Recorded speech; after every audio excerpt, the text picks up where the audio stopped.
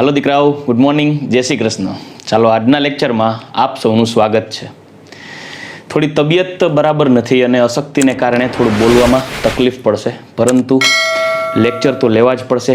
3-4 દિવસનો ગેપ પડી ગયો છે, but show must go on. તો આજે આપણે લેક્ચર લઈએ. લાસ્ટ લેક્ચરની અંદર આપણે આલ્કોહોલની બનાવટ માટે આલ્કિનની એસિડ ઉદ્દીપકની હાજરીમાં જળ વિભાજન દ્વારા આલ્કોહોલની બનાવટનો અભ્યાસ કરી ગયા.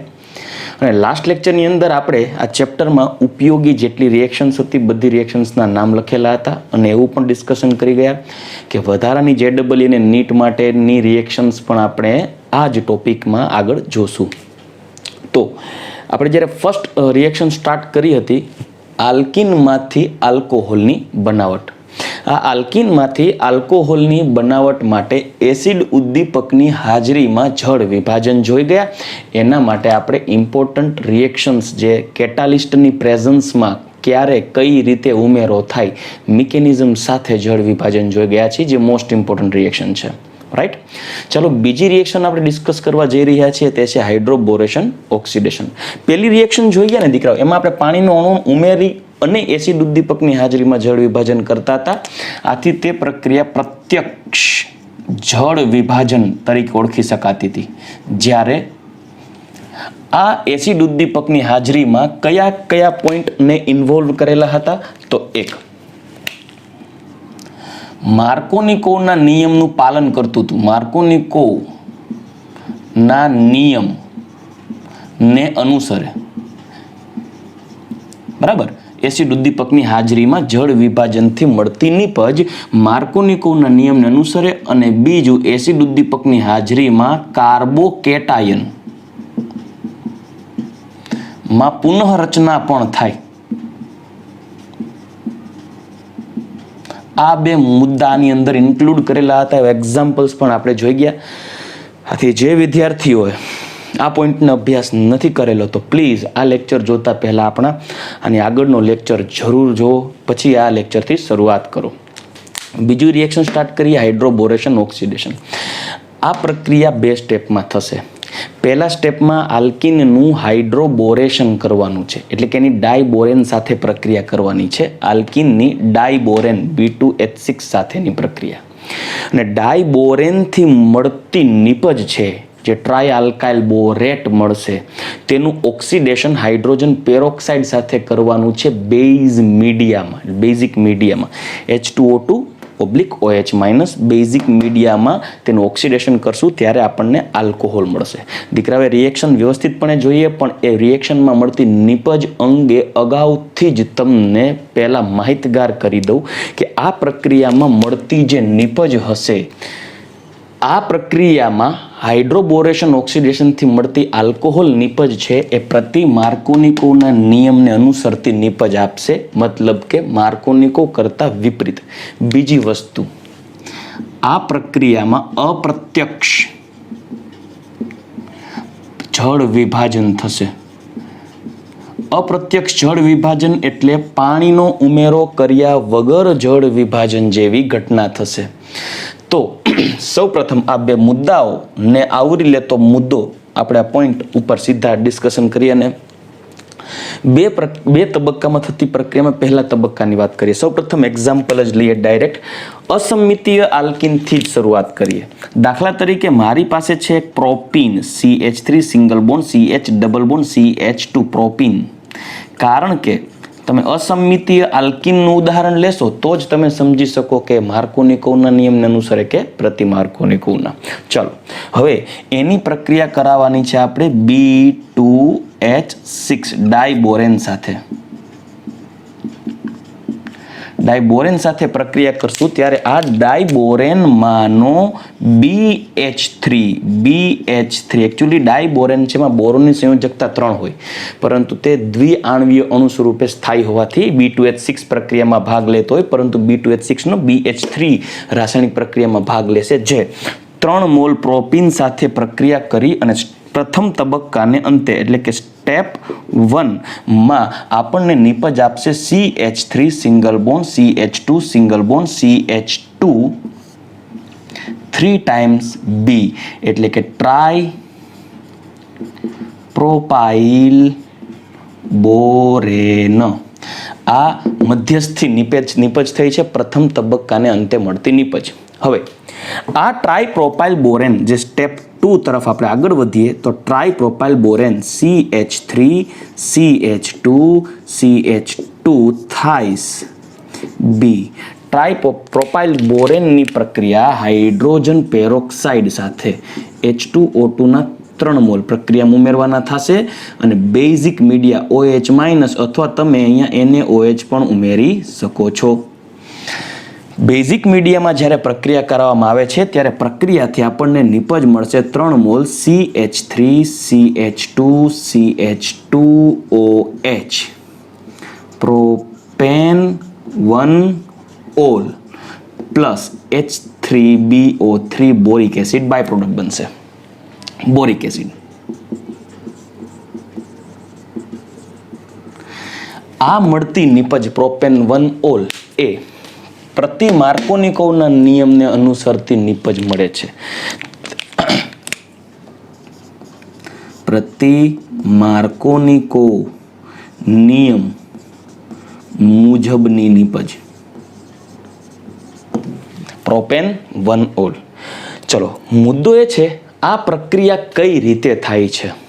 તો હવે પ્રક્રિયાને સમજીએ સ્ટેપ બાય સ્ટેપ. તો સૌથી પહેલા હું આપની સમક્ષ સ્ટેપ 1 રજૂ કરું છું. દીકરાઓ 1 બાય 1 રિએક્શન જોતા જાશું. ખાસ ધ્યાનથી સમજજો. મેં તમને પહેલા રિએક્શન લખી દીધી છે. હવે સ્ટેપ 1 પાછું શરૂઆત કરીએ. કઈ રીતે પ્રક્રિયા થાય છે ખાસ સમજીએ. મારી પાસે 3 મોલ પ્રોપીન પૈકી 1 મોલ પ્રોપીન એડ કરું છું. CH2 single double bond CH single bond CH3 એટલે કે પ્રોપીન. ચાલો, આ પ્રોપીનની પ્રક્રિયા કરવી છે આપણે BH3 સાથે. BH3 બોરોન અને એની સાથે જોડાયેલા છે 3 હાઇડ્રોજન. ચલો, પરંતુ યાદ રાખજો દીકરાઓ, હાઇડ્રોજનની વિદ્યુત ઋણતા બોરોન કરતાં વધારે છે. આ બોરોનના હાઇડ્રાઇડ છે. બોરોનના હાઇડ્રાઇડ. અને હાઇડ્રાઇડમાં હાઇડ્રોજનનો ઓક્સિડેશનાંક ઋણ હોય. તો એ ખાસ આપણે ધ્યાનમાં લેવું પડશે. અહીંયા હાઇડ્રોજન ઉપર માઇનસ ડેલ્ટા હોય અને બોરોન ઉપર પ્લસ ડેલ્ટા હોય, કારણ કે આ બોરોનના હાઇડ્રાઇડ છે. અને આ બોરોન હાઇડ્રાઇડમાં electronegativity of boron is less than of electronegativity of hydrogen. હાઇડ્રોજનની વિદ્યુત ઋણતા વધારે હોય છે. હવે જ્યારે તમે આ પાઈ બોન્ડને તોડશો દીકરાઓ, ખાસ સાંભળજો, આ પાઈ બોન્ડને તોડશો ત્યારે આ પાઈ બોન્ડ છે એ ઓછા ઇલેક્ટ્રોન ધરાવતા બોરોન તરફ આકર્ષાય. અને માર્કોનિકોવ પ્રમાણે જોશો ને તો માર્કોનિકોવે એવું કીધું હતું કે વધુ વિદ્યુત ઋણીય ભાગ ઓછા હાઇડ્રોજન ધરાવતા દ્વિબંધના કાર્બન સાથે જોડાય. તો આમાં વધુ વિદ્યુત ઋણીય ભાગ તો હાઇડ્રોજન છે, રાઈટ. આથી આ પાઈ સિગ્મા બંધ હાઇડ્રોજન ઉપર જશે અને હાઇડ્રોજન છે ને આ કાર્બન સાથે જોડાય, કેમ કે તે કાર્બન દ્વિબંધનો કાર્બન છે ને ઓછા હાઇડ્રોજન ધરાવે છે. આથી પ્રથમ તબક્કાને અંતે મળતી નિપજ કંઈક આવી બનશે. ખાસ સાંભળજો, CH3 અહીંયા હું પહેલી રિએક્શન લખું. સ્ટેપ 1 ની પહેલી, કેમ કે 3 મોલ પ્રોપીનના વાપરવાના છે આપણે, જે પૈકીનો પહેલો મોલ વાપરીએ છીએ. CH3 single bond CH single bond CH2. જ્યારે અહીંયા એક H ઉમેરાયેલો છે ડાયબોરેનનો, જ્યારે અહીંયા આપણને નિપજ મળશે BH2. આ થઈ ગયું મોનોપ્રોપાઇલ બોરેન, એટલે કે પ્રોપાઇલ બોરેન. ચાલો,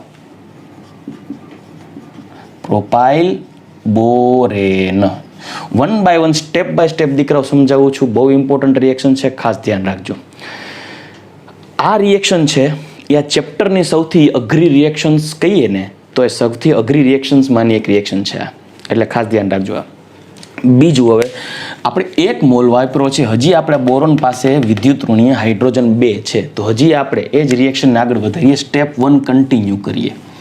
બીજો મોલ પ્રોપીનનો એડ કરીએ, CH3 single bond CH double bond CH2, અને જે પ્રક્રિયા કરશે આ ઘટક સાથે, કેમ કે બોરોન પાસે હજી 2 હાઇડ્રોજન છે. તો ચાલો હું આને લખીશ C1 2 3 અને 3 ને 2 5 ને 2 7 હાઇડ્રોજન. તો આમ લખી શકીશ દીકરો, ખાસ સાંભળજો, BC3H7 લખી શકીશ. બરાબર, જે આ પ્રોપાઇલ હિસ્સો છે, પ્રોપાઇલ ઘટક છે, આ 1 મોલ, આ પ્રોપાઇલ ઘટકને હું આવી રીતે લખું છું, C3H7. અને બાકીના 2 હાઇડ્રોજન હું અહીંયા લખું છું. આ હાઇડ્રોજન ઉપર આંશિક ઋણ વીજભારત્વ હશે, બોરોન ઉપર આંશિક ધન વીજભારત્વ હશે. આથી આ પાઈ ઇલેક્ટ્રોન છે એ બોરોન ઉપર આકર્ષિત થશે, સિગ્મા બોન્ડ હાઇડ્રોજન ઉપર જતો રહેશે, હાઇડ્રોજન માઇનસ ફોર્મમાં કાર્બન ઉપર આવશે.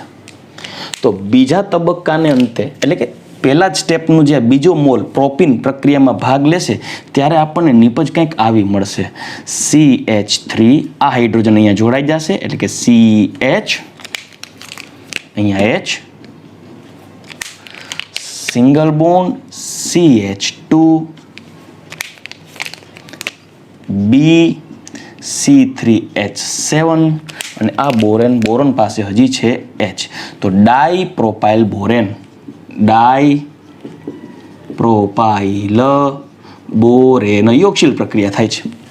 હજી એક હાઇડ્રોજન અવેલેબલ છે બોરોન પાસે, તો એ 3 હાઇડ્રોજન જ્યાં સુધી પૂરા ન થઈ જાય ત્યાં સુધી આ પ્રક્રિયા કન્ટિન્યુ રહેશે. તો ઓલરેડી આપણે આ પ્રક્રિયામાં 3 મોલ પ્રોપીન વપરાવાના છે સ્ટેપ 1માં. તો આપણે ત્રીજો મોલ હવે દીકરા ઉમેરીએ. રેડી? તો ત્રીજો મોલ પ્રોપીનનો એડ કરું છું, ખાસ સાંભળજો, CH3 single bond CH double bond CH2. ચાલો રેડી? પ્લસ BH, અહીંયા માઇનસ ડેલ્ટા, બોરોન પર પ્લસ ડેલ્ટા રહેશે. ચાલો બોરોન, અને અહીંયા C3H7 ટ્વાઇસ, 2 ટાઈમ્સ, એક અહીંયા ને બીજું અહીંયા. તો હવે શું થશે, આ જે પાઈ બોન્ડ છે એ સીધો એટેક કરશે બોરોન ઉપર, આંશિક ધન વીજભારિત બોરોન, કેમ કે પાઈ ઇલેક્ટ્રોન વધુ ઇલેક્ટ્રોન ડેન્સિટી છે, ત્યાંથી ઇલેક્ટ્રોન શિફ્ટ થશે ઓછા વિદ્યુત ધનિક, એટલે કે ઓછી ઇલેક્ટ્રોન ઉણપ ધરાવતા બોરોન ઉપર, અને સિગ્મા બંધ છે એ શિફ્ટ થશે હાઇડ્રોજન ઉપર, અને હાઇડ્રોજન છે એ સીધો કનેક્ટ થશે વચ્ચેના કાર્બન ઉપર, કેમ કે H માઇનસ બનશે. એટલે એ સમયે માર્કોની કહું પ્રમાણે આ માઇનસ ભાગ ધરાવતો વિદ્યુત ઋણીય ઘટક H માઇનસ ઓછા હાઇડ્રોજન ધરાવતા ડબલ બોન્ડવાળા કાર્બન સાથે જોડાય. અંતિમ નિપજ આવશે ને એ પ્રતિ માર્કોની કહુંને ફોલો કરશે, ત્યારે આપણે જોશું. અત્યારે આપણે આની પ્રોડક્ટ કઈ લેવી, તો આની અંતિમ નિપજ કંઈક આવી મળશે. જો સેન્ટ્રલ પરમાણુ છે આપણો બોરોન, એની સાથે જોડાયેલા હતા C3H7 2 ટાઈમ્સ, અને અહીંયા ત્રીજું CH3 CH, અહીંયા CH2, અને સોરી હું બ્લેક પેનથી લખેલું હતું એટલે બ્લેક પેનથી જ લખું એટલે સમજાય, અને અહીંયા જોડાશે H. તો ફાઇનલી આ બની ગયું આપણું ટ્રાય પ્રોપાઇલ બોરેન, ટ્રાઇપ્રોપાઇલ બોરેન. દીકરાઓ, આ ટ્રાઇપ્રોપાઇલ બોરેન મેં તમને ક્રિયાવિધિ સમજાવ્યું છે. આપણે ટેક્સ્ટ બુકની અંદર આવું 1 બાય 1 ક્રિયાવિધિ દ્વારા દર્શાવેલ નથી, સીધું લખી નાખ્યું છે. અને તમે દીકરાઓ સીધું લખી નાખો તો કંઈ ખોટું નથી, પણ લખી ત્યારે જ શકો જ્યારે તમે સમજેલા હો. આથી મેં તમને અહીંયા સમજાવ્યું છે, પછી તમે ડાયરેક્ટલી લખી શકો છો કે 3 મોલ પ્રોપીન ડાયબોરેન સાથે પ્રક્રિયા કરીને ટ્રાઇપ્રોપાઇલ બોરેન બનાવે છે. તો આ થઈ ગયું ટ્રાઇપ્રોપાઇલ બોરેન. રેડી? હું આને આમ પર લખીશ દીકરાઓ, તો લખી શકાય C3H7 single bond B, C3H7 single bond C3H7. ચાલો, તો અહીંયા આપણે આ સ્ટેપ 1 પૂર્ણ કરી દીધું છે. આપ જોઈ શકો છો સ્ટેપ 1, બરાબર, ટ્રાઇપ્રોપાઇલ બોરેન સુધી પહોંચી ગયા. હવે અહીંયાથી આપણે સ્ટેપ 2 તરફ આગળ વધીએ. ટ્રાઇપ્રોપાઇલ બોરેન હાઇડ્રોજન પેરોક્સાઇડ સાથે બેઝિક માધ્યમમાં ઓક્સિડેશન પ્રક્રિયા દ્વારા પ્રતિ માર્કોનિકો નિપજ આપશે, અને એ બનશે પ્રોપેન 1 ઓલ. તો હવે આપણે સ્ટેપ 2 કઈ રીતે થશે એની ચર્ચા આગળ કરીએ.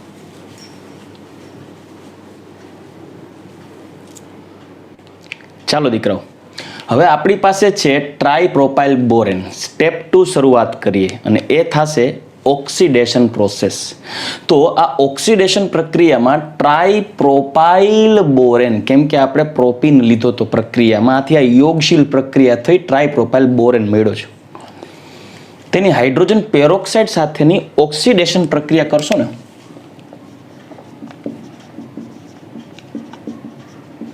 તો ઓક્સિડેશન પ્રક્રિયાથી આપણને મળશે ટ્રાયપ્રોપાઇલ બોરેટ, જેમાં હાઇડ્રોજન પેરોક્સાઇડમાંથી એક ઓક્સિજન રિલીઝ થશે અને આ કાર્બન અને બોરોનની વચ્ચે જોડાઈ જશે. આથી પ્રક્રિયાથી નિપજ મળશે. દીકરાની ક્રિયાવિધિ ડિટેલમાં સમજવાની જરૂર નથી, કેમ કે તે આપણા સિલેબસમાં નથી. બરાબર. અહીંયા ઓક્સિજન અને બોરોન અને આ પ્રોપાઇલના કાર્બન વચ્ચે જોડાશે. ઓક્સિજનમાં છૂટું લખું છું CH3 CH2 CH2 CH3 CH2 CH2 CH3 CH2 CH2 CH3. Ready? તો આ થઈ ગયું ટ્રાય પ્રોપાઇલ બોરેટ, કારણ કે આ બોરેટ આયન થઈ ગયો BO3-3. રેડી? જેમાં ઓક્સિજન ઉપર બબ્બે અબંધકારક ઇલેક્ટ્રોન યુગ્મ હોય. આ ઓક્સિજન આવે છે પેરોક્સાઇડમાંથી ઓક્સિડેશન દ્વારા. તો ટ્રાયપ્રોપાઇલ બોરેટ જે આપણે આમ પણ લખી શકાય C3H7 થાઇસ BO3 બોરેટ. હવે આપણે આ ઓક્સિડેશન પ્રક્રિયા કરી દીધી છે તો આપણને મળે છે ટ્રાયપ્રોપાઇલ બોરેટ. વન બાય વન ઉમેરાશે. સૌથી પહેલા એક એક્ઝામ્પલ આપું છું કે દાખલા તરીકે મારી પાસે C3H7B C3H7 C3H7 આપણી પાસે આ છે ટ્રાયપ્રોપાઇલ બોરેન, જેની અંદર આપણે હાઇડ્રોજન પેરોક્સાઇડનો ઉમેરો કરીએ છીએ. હાઇડ્રોજન પેરોક્સાઇડ ઉમેરીએ એટલે H2O2 થાય. H2O2 ની હાજરીમાં જ્યારે પ્રક્રિયા કરશી ત્યારે ઓક્સિડેશનથી સૌ પ્રથમ 1 મોલ H2O2 ઉમેરવાથી નિપજ મળશે C3H7B C3H7 અને કોઈ એક જગ્યાએ ઓક્સિજનનો ઉમેરો થશે અને મોનો C3H7 એટલે એક ઓક્સિજન જોડાશે, પ્રોપોક્સી બનશે. એવી જ રીતે અન્ય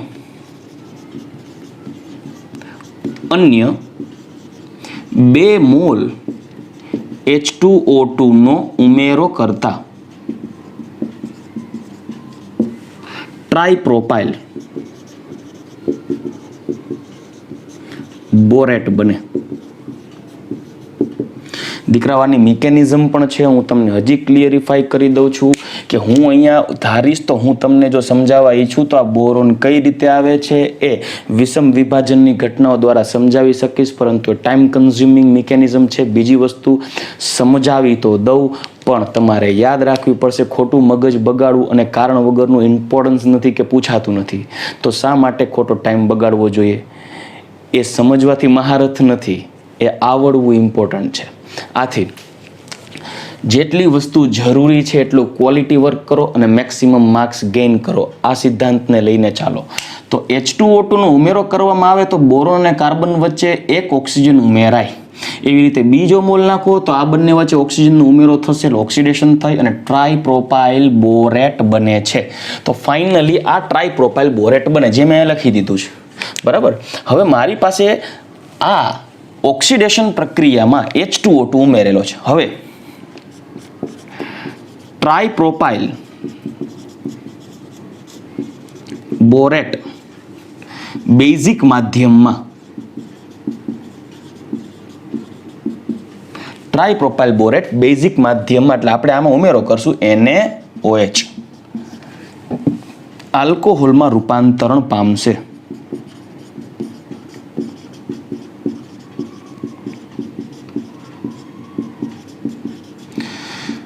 તમને પ્રશ્ન થશે કે સર આ NaOH ઉમેરીએ છીએ બેઝિક માધ્યમમાં, મતલબ એ પ્રક્રિયા કરતો નથી. તો બેઝિક માધ્યમમાં આલ્કોહોલ કઈ રીતે રૂપાંતરણ પામશે, કઈ રીતે બોરિક એસિડ બાય પ્રોડક્ટ બનશે, કેમ કે આપણે આગળ જોઈ ગયા હતા બોરિક એસિડ બાય પ્રોડક્ટ બને છે. બધું ડિટેલમાં સમજાવીશ, 1 by 1 સમજાઈ જશે. સૌપ્રથમ અત્યારે તો આપની સમક્ષ એક બાબતને ખાસ ધ્યાનમાં રાખીશ કે મારી પાસે અત્યારે ટ્રાયપ્રોપાઇલ બોરેટ છે, બરાબર. અત્યારે મારી પાસે રિએક્શનમાં ઓવરઓલ શું હતું, મારી પાસે પેલા ટ્રાયપ્રોપાઇલ બોરેન હતું. આ ટ્રાયપ્રોપાઇલ બોરેન છે જે ઓક્સિડેશન પ્રક્રિયા દ્વારા ટ્રાયપ્રોપાઇલ બોરેટમાં રૂપાંતરણ પામી ગયું છે. ચલો, આ ટ્રાયપ્રોપાઇલ બોરેટ હવે બેઝિક માધ્યમમાં પ્રક્રિયા કરશે એટલે હું એની અંદર NaOH નાખું છું, પણ અત્યારે મારી પાસે H2O as a byproduct છે, 3 mole H2O as a byproduct. Ready? Okay, પાણીનો ઉમેરો તો કર્યો નથી, પણ ઉલટાનો તો H2O બનીને બેઠું છે સાઈડમાં. વાટ જો રિએક્શન થશે, કેમ કે NaOH ઉમેરું છું નિરાતે. તો હવે NaOH નાખશો ને તો આ છે સ્ટ્રોંગ બેઝ, એટલે રિએક્શનમાં બેઝિસિટી વધી જશે અને આ 100% આયનીકરણ પામે, 100% આયોનાઇઝ થાય.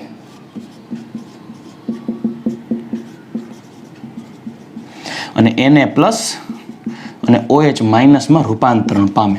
ઓકે, તો હવે હું અત્યારે ટ્રાયપ્રોપાઇલ બોરેટ લખું છું આપની સમક્ષ. ટ્રાયપ્રોપાઇલ બોરેટ, ચલો અહીંયા લખું છું બોરોન.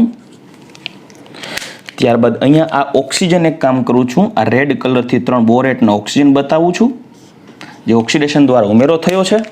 અને અહીંયા ઉમેરું છું CH2CH2CH3. રેડી? અહીંયા CH2CH2CH3. Same as it is અહીંયા ઉમેરું છું CH2CH2CH3. આ છે આપણું ટ્રાયપ્રોપાઇલ બોરેટ. ચલો, રેડી? હવે હું એમાં NaOH નો ઉમેરો કરતો હોવાથી રિએક્શનમાં OH માઇનસનું કોન્સન્ટ્રેશન વધારે હશે. તો અહીંયા સાંભળજો, આ OH માઇનસ બેઝ હતો, અહીંયા OH માઇનસ બેઝ છે, વધારે પ્રમાણ છે. OH માઇનસ બેઝ છે, વધુ પ્રમાણ છે. તો શું થશે? તો પ્રક્રિયાથી આપ સૌ જાણો છો કે ઓક્સિજનને કાર્બનની વિદ્યુત ઋણતા ઓછી હોય એટલે એના ઉપર આંશિક ધન ભાર હશે, ઓક્સિજન ઉપર આંશિક ઋણ ભાર હશે. કાર્બન ઉપર આંશિક ધન ભાર હશે, ઓક્સિજન ઉપર આંશિક ઋણ ભાર હશે. કાર્બન ઉપર આંશિક ધન ભાર હશે, ઓક્સિજન ઉપર આંશિક ઋણ ભાર હશે. ચલો હવે લોજિક મારો, માઇનસ કઈ સાઈડ એટ્રેક્ટ થવો જોઈએ? નો ડાઉટ કાર્બન તરફ. તો આ OH કાર્બન સાથે જોડાશે, આ કાર્બન સાથે જોડાશે અને આ બાય જે સિગ્મા બોન્ડ છે બોરોન ઉપર શિફ્ટ થઈ જશે. આથી આપણને મળશે CH2CH2CH3 અહીંયા જોડાશે OH. Same thing, OH minus સીધો કાર્બન સાથે જોડાશે, આ સિગ્મા બોન્ડ ઓક્સિજન ઉપર શિફ્ટ થશે.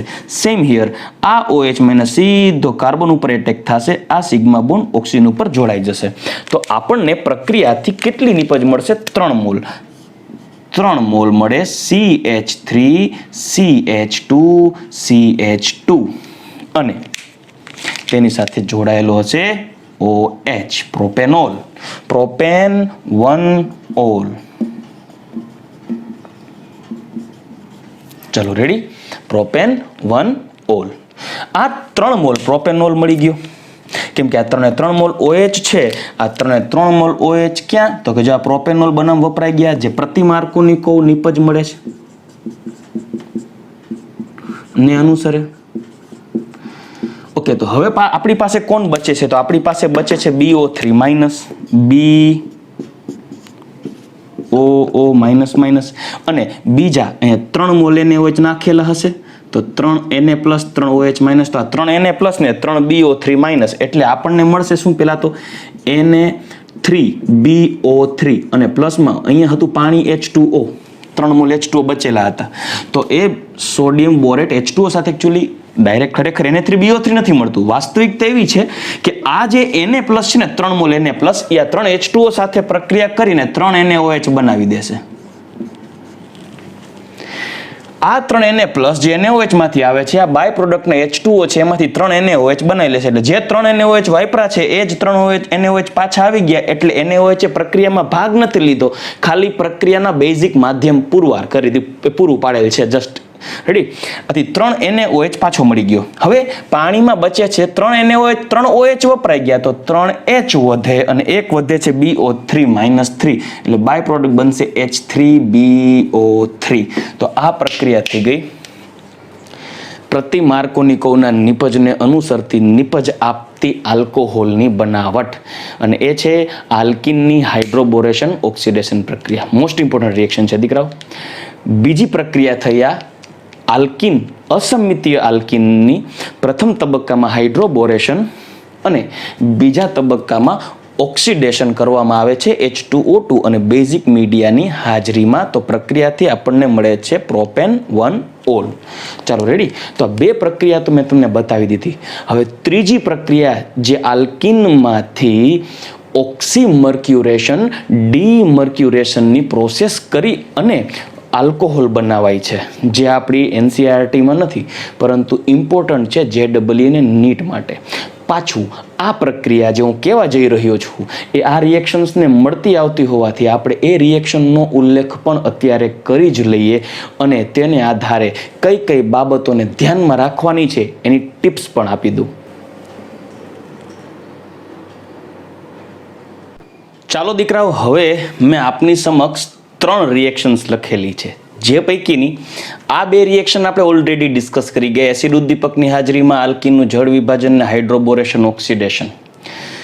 ત્રીજી પ્રક્રિયા જે જોવાની છે એ JEE અને નીટ માટેની એક્સ્ટ્રા રિએક્શન છે. Extra for JEE and NEET. પરંતુ દીકરાઓ સાથે એની અંદર અમુક મુદ્દાઓને ખાસ ધ્યાનમાં રાખવાના છે જે ઇમ્પોર્ટન્ટ છે. એટલે મેં ત્રણેય રિએક્શન્સને એકબીજાથી અલગ કરતા જે મુદ્દાઓ છે લખી દીધા છે. હું તમને ગેરંટી આપું છું કોઈ જગ્યાએ આ 3 મુદ્દા તમને લખેલા નહીં જોવા મળે. એટલે પ્લીઝ એક રિક્વેસ્ટ કરું છું કે આ 3ને ખાસ ધ્યાન રાખજો, નોટ ડાઉન કરી રાખજો ને MCQ સોલ્વ કરતી વખતે આ 3 રિએક્શનમાંથી જે રિએક્શન પૂછાય છે એ રિએક્શનને અનુસંગત મુદ્દાઓને યાદ કરી અને પછી યોગ્ય જવાબ શોધવાનો છે. સૌથી પહેલી શરૂઆત જો આપણે એસિડિક ઉદ્દીપકની હાજરીમાં જળ વિભાજન કરીએ તો એની અંદર કઈ વાત કરી હતી કે ભાઈ જો પાણી હાજરીમાં જ પાણી જ ઉમેરીને જળ વિભાજન કરવાનું છે એટલે પ્રત્યક્ષ જળ વિભાજન છે. બીજું, માર્કોનિકોના નિયમને ફોલો કરતી નિપજ આપશે અને જો એમાં કાર્બોકેટાઇનનું રીએરેન્જમેન્ટ શક્ય હોય તો રીએરેન્જમેન્ટ થાય, પુનઃરચના થાય, શક્ય હોય તો થાય. બરાબર, મતલબ જો કાર્બોકેટાયન હોય, પોઝિટિવ ચાર્જ હોય અને જો રીઅરેન્જમેન્ટથી સેકન્ડરીમાંથી ટર્શરી કાર્બોકેટાયન બની શકે એમ હોય તો વેલ એન્ડ ગુડ, એ રીઅરેન્જમેન્ટ થશે. તો એસિડિક ઉદ્દીપકની હાજરીમાં જળ વિભાજન કરવાથી પ્રત્યક્ષ જળ વિભાજન, કાર્બોકેટાયનની પુનઃરચના થાય, માર્કોનિકો પ્રમાણે નિપજ મળે અને આ પ્રક્રિયા પ્રમાણે આપણને જે આલ્કોહોલ મળશે કંઈક આવું મળશે. પ્રોપેન 2 ઓલ CH3CH3 અને અહીંયા જોડાશે OH. Propane 2 all. ચલો, જે આપણે જોઈ ગયા. હવે આની વાત કરીએ. હાઇડ્રોબોરેશન ઓક્સિડેશન. આ હાઇડ્રોબોરેશન ઓક્સિડેશન પ્રક્રિયાની અંદર પ્રોપીનની પ્રક્રિયા જ્યારે પહેલા તબક્કામાં ડાયબોરેન સાથે પ્રક્રિયા કરવામાં આવે ત્યારે થશે હાઇડ્રોબોરેશન. જ્યારે બીજા તબક્કાની અંદર જ્યારે ટ્રાઇપ્રોપાઇલ બોરેન બનશે ત્યારે H2O2 દ્વારા ઓક્સિડેશન કરવાથી ટ્રાઇપ્રોપાઇલ બોરેટ બને, જે હમણાં આપણે આગળ જોઈ ગયા. અને પછી એને જો બેઝિક માધ્યમ પ્રોવાઈડ કરવામાં આવે ત્યારે ઓક્સિડેશન પ્રક્રિયા પૂર્ણ થઈ અને આલ્કોહોલ બને. આ પ્રક્રિયાથી જે મળતું આલ્કોહોલ છે, એકચ્યુઅલી હું આલ્કોહોલ જે ડાયરેક્ટ પ્રોડક્ટ લખું છું દીકરાઓ, એ આલ્કોહોલ મળશે એ આલ્કોહોલ પ્રાથમિક આલ્કોહોલ બનશે. આ હતું સેકન્ડરી આલ્કોહોલ. આ બને છે પ્રાથમિક આલ્કોહોલ પ્રોપેન 1 ઓલ. દીકરાઓ, આ પ્રક્રિયામાં પ્રતિ માર્કોનિકોના નિયમને અનુસરતી નિપજ મળે છે. આમાં ક્યાંય તમે પાણીનો અણુ ઉમેરાતો નથી, છતાં તમે જો મુખ્ય પ્રક્રિયકમાંથી નિપજમાં જોવો તો તમને એવું થશે આ પાઈ બોન્ડ તૂટવાથી એક H અહીંયા આવે છે અને OH અહીંયા આવે છે. મતલબ પાણીનો અણુ ઉમેર્યા વગર અપ્રત્યક્ષ રીતે જળ વિભાજન થયું. આથી માર્કોનિકોના નિયમને નહીં, પ્રતિ માર્કોનિકોના નિયમનું પાલન કરશે. પાણીનો અપ્રત્યક્ષ ઉમેરો અને કાર્બોકેટાયનનું પુનઃરચના થશે નહીં. ચાલો ત્રીજી રિએક્શન જોઈએ હવે. ઓક્સીમર્ક્યુરેશન ડીમર્ક્યુરેશન. દીકરાઓ, આ પ્રક્રિયાને પણ હાઇડ્રોબોરેશન ઓક્સિડેશનની જેમ 2 તબક્કામાં વિભાજિત કરવાની છે. પહેલી તબક્કો છે જે છે ઓક્સીમર્ક્યુરેશન અને બીજો તબક્કો છે જે છે રિડક્શન એટલે કે ડીમર્ક્યુરેશન. આ પ્રક્રિયામાં મર્ક્યુરીને રિલીઝ કરવાનું થશે. આ પ્રક્રિયાથી મળતી નિપજ, હું આની નિપજ તમને અલગથી લખી દઈશ, અલગથી પ્રક્રિયા સમજાવીશ, પરંતુ નિપજ લખું છું અત્યારે. CH3CH અને અહીંયા જોડાશે OH. મતલબ જોશો તો ખ્યાલ પડશે આ પ્રક્રિયાને મળતી નીપજ આવે છે પ્રોપેન ટુ ઓલ. એટલે કે મર્ક્યુરેશન, ઓક્સીમર્ક્યુરેશન, ડીમર્ક્યુરેશન તમને કોઈ MCQમાં પૂછાશે તો આ જ રીતે લખી દેશે. કદાચ રિએક્શન નહીં લખેલી હોય તો મર્ક્યુરિક એસિટેટ Hg+2 હોય અહીંયા, બરાબર, અને આ માઇનસ ચાર્જ એસિટેટ આયનને, તો મર્ક્યુરિક ડાયએસિટેટ અને બીજા તબક્કામાં સોડિયમ બોરોહાઇડ્રેટ દ્વારા બેઝિક માધ્યમમાં રિડક્શન કરવામાં આવે ત્યારે અસંમિતીય આલ્કીન, જ્યાં લખેલું છે પ્રોપીનમાંથી પ્રોપેન 2 બને. ઓક્સીમર્ક્યુરેશન, ડીમર્ક્યુરેશન પ્રક્રિયા માટે પણ ઇમ્પોર્ટન્ટ પોઈન્ટ લખી દીધા જુઓ. આ પ્રક્રિયા પ્રમાણે માર્કોનિકોવ નિયમની જ નીપજ મળે જેમ તમને એસિડ ઉદ્દીપકની હાજરીમાં મળે છે. આથી માર્કોનિકોવના નિયમનું પાલન કરે છે, રાઈટ, જોઈ શકો છો કરે છે. પરંતુ એક બાબતને કાન ખોલી સાંભળી લેજો, મગજમાં ગાંઠ બાંધી દેજો અને લોહીમાં ભેળવી દેજો.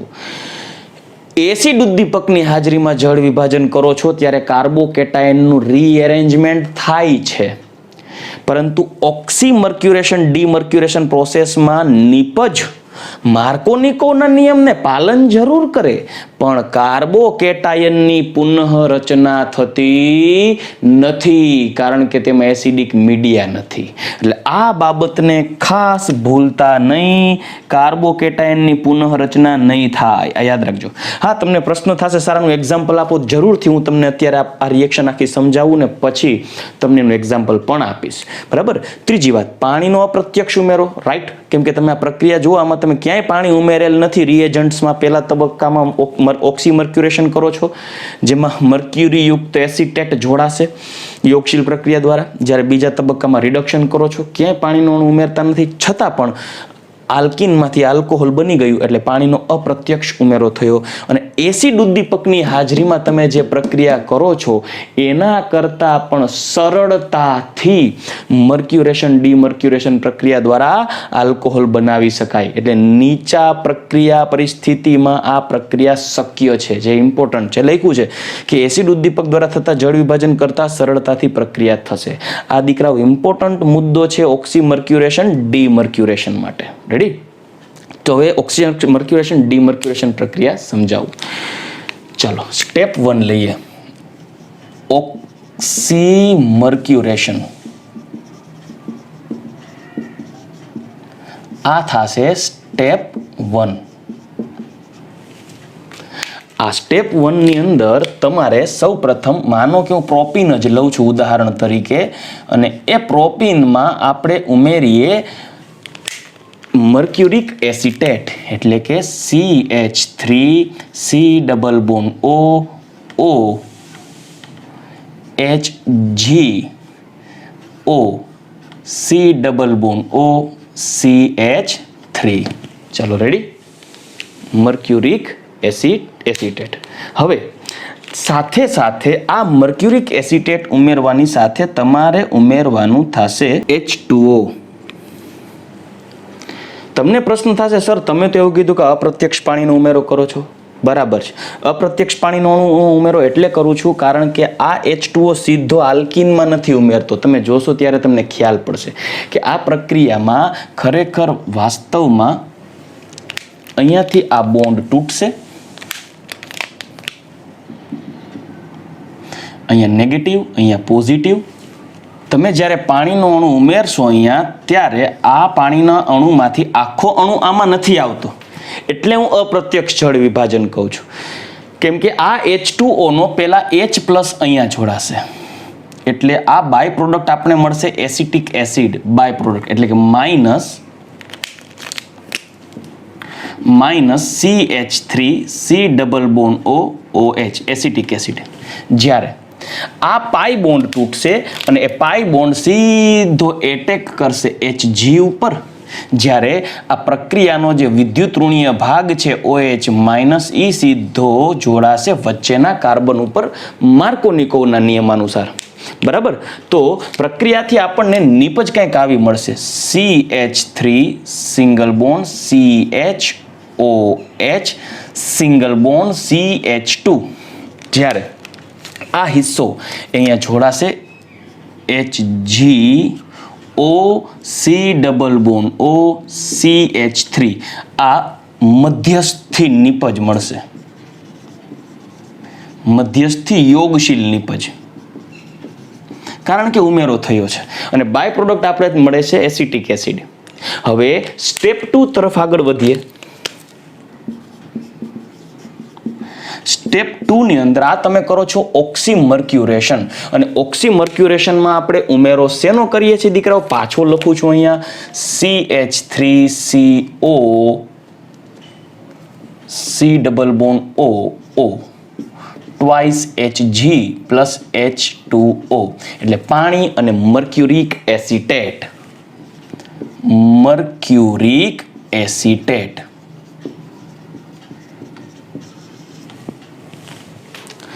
હવે આપણી પાસે જે આ મધ્યસ્થી નિપજ બચેલી છે તેનું આપણે રિડક્શન કરશું,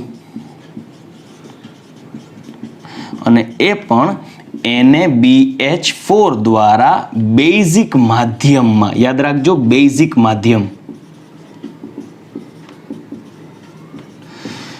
બેઝિક માધ્યમમાં જ્યારે રિડક્શન કરશું ત્યારે આ બંધ તૂટી જશે.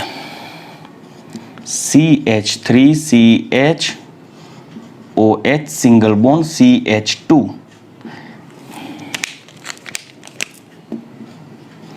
HgO C double bond O CH3, જેનું રિડક્શન થઈ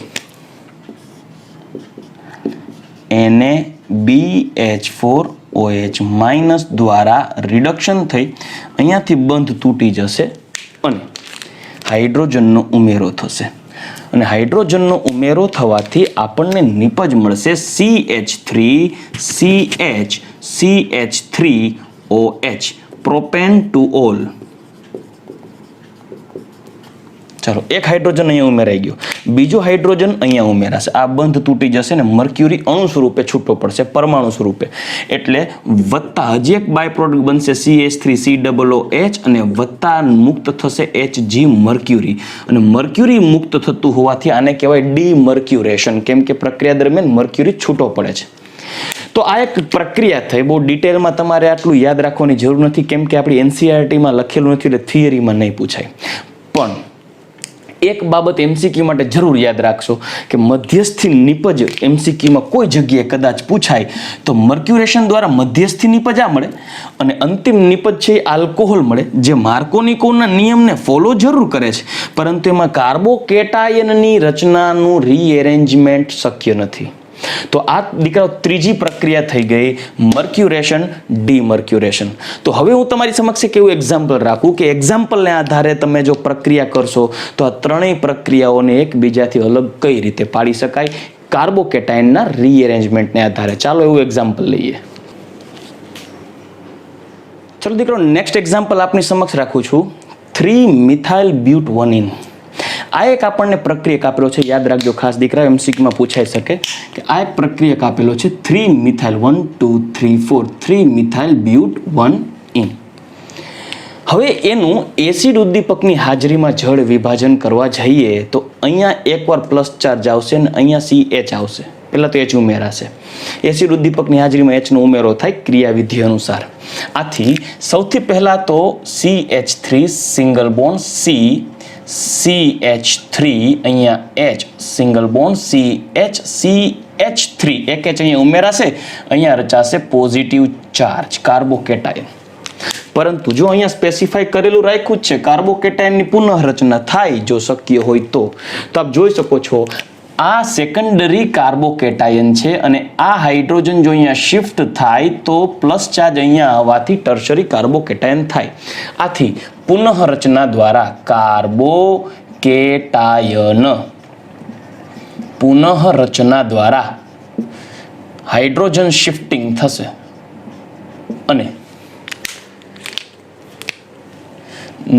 કંઈક ટર્શરી કાર્બોકેટાયન આવો રચાય CH3 પ્લસ CH2CH3, અને ત્યારબાદ જળ વિભાજનની પ્રક્રિયાથી CH3CH2CH3 અને અહીંયા આવશે OH, એટલે કે 2-મિથાઇલ-બ્યુટેન 2 ઓલ નિપજ મળશે.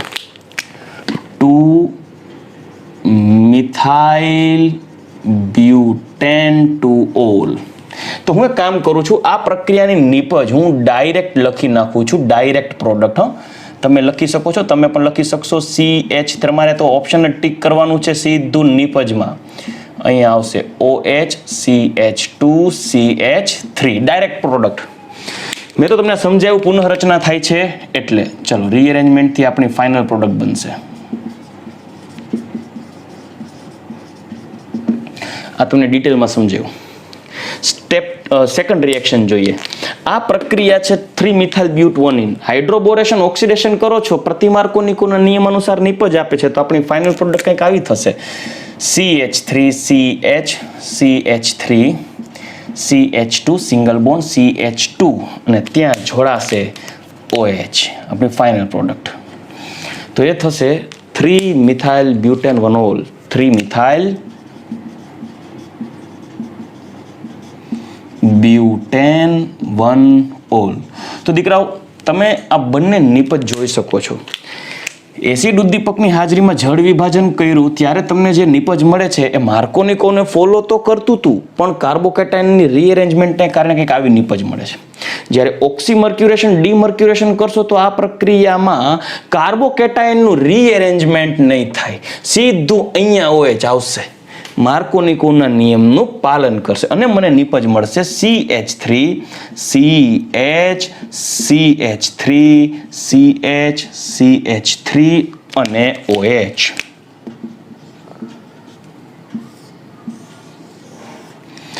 $3-મિથાઇલ-બ્યુટેન-2-ઓલ. તો જોઈ શકો છો દીકરાઓ, ત્રણેય રિએક્શનમાં જળ વિભાજન પ્રક્રિયા, પછી ભલે પ્રત્યક્ષ હોય કે અપ્રત્યક્ષ હોય, એટલે કે એસિડ ઉદ્દીપકની હાજરીમાં જળ વિભાજન, હાઇડ્રોબોરેશન ઓક્સિડેશન અને ઓક્સીમર્ક્યુરેશન ડીમર્ક્યુરેશન, ત્રણેયની નીપજ જુદી જુદી છે. આથી પરીક્ષામાં કયો પ્રશ્ન છે ને એ જોવું તમારું કામ રહ્યું, કેમ કે મેં તમને ત્રણેય સ્પેસિફાઈ કરીને દીધું કે ક્યારે શું થશે. જો 1 by 1, રાઈટ. તો ત્રણેય રિએક્શન્સની અલગ અલગ પ્રોડક્ટ આપની સમક્ષ રાખી દીધી. તો દીકરો, મોસ્ટ ઇમ્પોર્ટન્ટ રિએક્શન આ ચેપ્ટરની છે અને બહુ ઇન્ટરેસ્ટિંગ છે. તો આજે આપણે આ આલ્કિનમાંથી યોગશીલ પ્રક્રિયા દ્વારા આલ્કોહોલની બનાવટ માટે ઇમ્પોર્ટન્ટ રિએક્શન પૂર્ણ કરી છે. હવે નેક્સ્ટ લેક્ચરની અંદર આપણે હજી વધારે રિએક્શન સાથે આગળ મળશું. ત્યાં સુધી દીકરાઓ રજા લઈશ. ગુડ બાય, ટેક કેર, જય શ્રી કૃષ્ણ.